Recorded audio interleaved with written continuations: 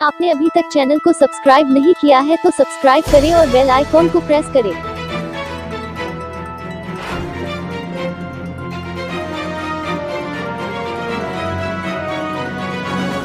All about black fungus mucormycosis. आज के समय में हर व्यक्ति को इसके बारे में पूरी जानकारी होना बेहद जरूरी है, जिससे कि भ्रमित होने से बचा जा सके और सही समय पर इसका इलाज किया जा सके। Doctor Vikrant Bhavsar, ophthalmologist, Vikrant eye hospital, Mandsaur. नमस्ते साथियों, मैं डॉक्टर विक्रांत भावसार, नेत्र रोग विशेषज्ञ एवं सर्जन, मंदसौर शहर से आपसे बात कर रहा हूँ। साथियों, आजकल कोरोना के मरीजों में एक फंगल इन्फेक्शन काफी तेजी से फैल रहा है, जिसे हम म्यूकोरमाइकोसिस या ब्लैक फंगस के नाम से भी जानते हैं। ये फंगस हमारे वातावरण में हर जगह फैली हुई है, लेकिन मुख्यतः ये फंगस गीली नमी सतह पर, गीली लकड़ियों पर, सड़े गले पत्तों, फूलों, फलों पर, सीलन लगे हुए कमरों पर और मिट्टी पर पाई जाती है।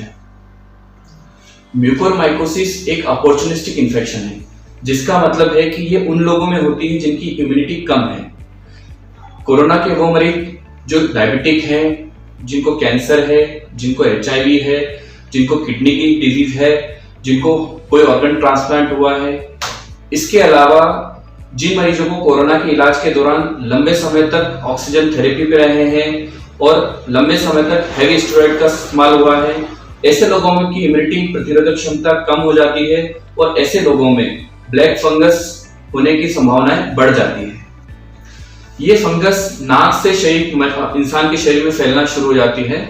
नाक से ये साइनसेस में, आंखों पे, जबड़ों पे, लंग्स में और एडवांस स्टेज में मरीज के ब्रेन तक पहुंच जाती है।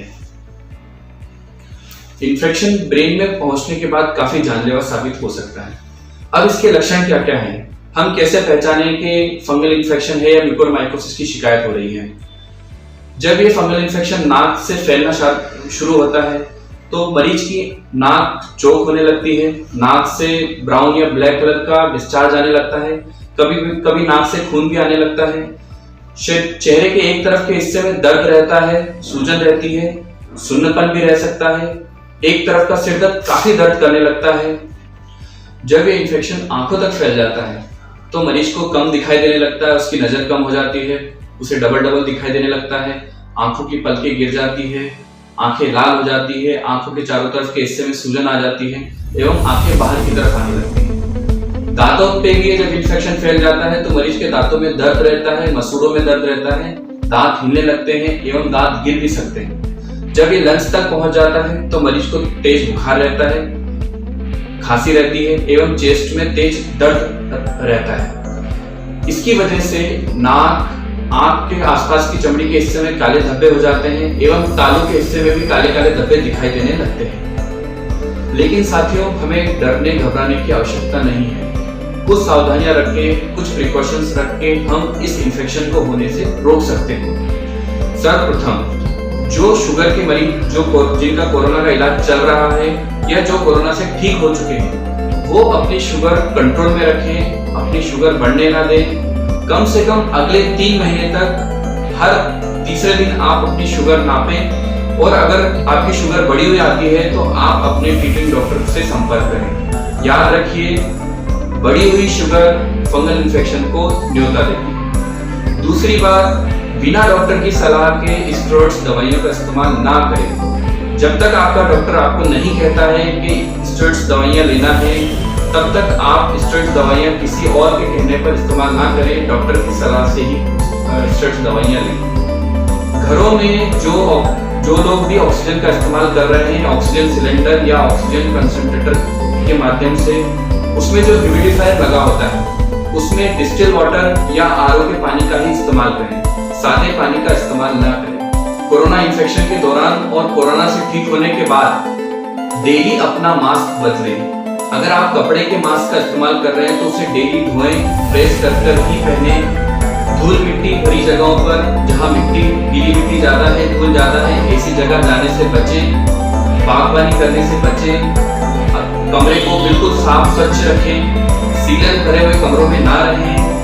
कुछ लोग पानी में नीम की पत्तियां डालकर उसकी भाप ले रहे हैं। साथियों, नीम की पत्तियों में भी ये ये फंगस हो सकती है। इसलिए मेरी आपसे सलाह है कि सिर्फ सादे पानी की भाप लें, कोई भी पत्ती या किसी भी प्रकार की कोई और जड़ी बूटी उसमें ना डालें। साथियों, जो लक्षण मैंने आपको बताए हैं, अगर आपको इनमें से किसी भी तरह की कोई दिक्कत होती है, किसी भी तरह की कोई लक्षण आते हैं, तो तुरंत आप अपने नजदीकी ईएनटी स्पेशलिस्ट एवं आई स्पेशलिस्ट से चेकअप कराएं।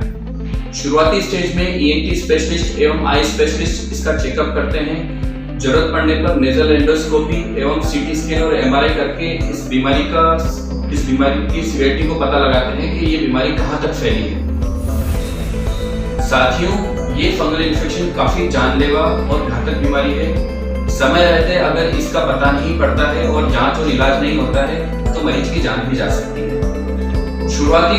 अगर ये बीमारी कम है, शुरुआती स्टेज में है, तो एम्फोटेरिसिन नाम की एक दवा होती है जिसके इंजेक्शन लगाए जाते हैं, जिससे मरीज को काफी फायदा हो जाता है। लेकिन अगर बीमारी ज्यादा हो गई है, साइनसेस या आंख तक फैल गई है, तो फिर इसके ऑपरेशन भी करना पड़ते हैं।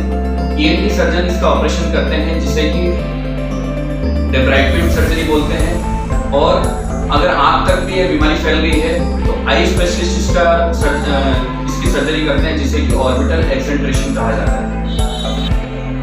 एडवांस स्टेज में पहुंचने पे इस बीमारी का इलाज बहुत ही मुश्किल हो जाता है। इसलिए साथियों, मेरी आपसे निवेदन है कि हमें वो सारी सावधानियां रखनी है जिससे कि ये इन्फेक्शन किसी को भी ना हो।